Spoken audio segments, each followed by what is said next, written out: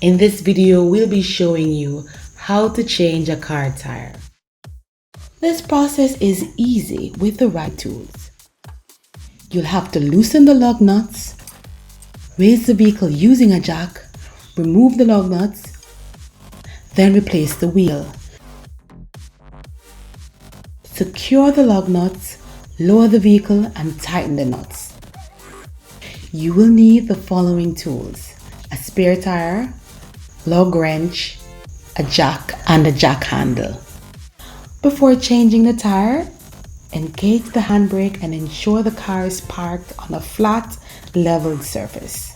If your car has a hubcap, remove it.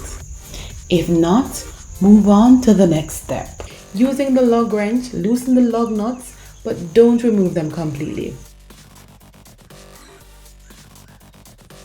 Place the jack beneath the frame of the vehicle along the side where the tire is flat. Most vehicles have clear exposed areas at the bottom of the vehicle for placement of the jack. Check your car manual to find out where this is. Next, with the jack properly positioned, raise the vehicle. The wheel should be about 6 inches off the ground.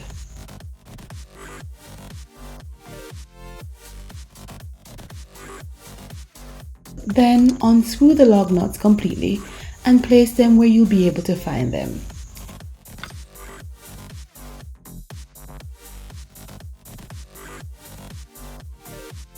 To remove the tire from the lug bolt, gently pull it towards you. Up next, get a spare tire, line up the rim with the lug bolts, and push the tire gently onto the lug bolts show through the rim. Tighten the lug nuts.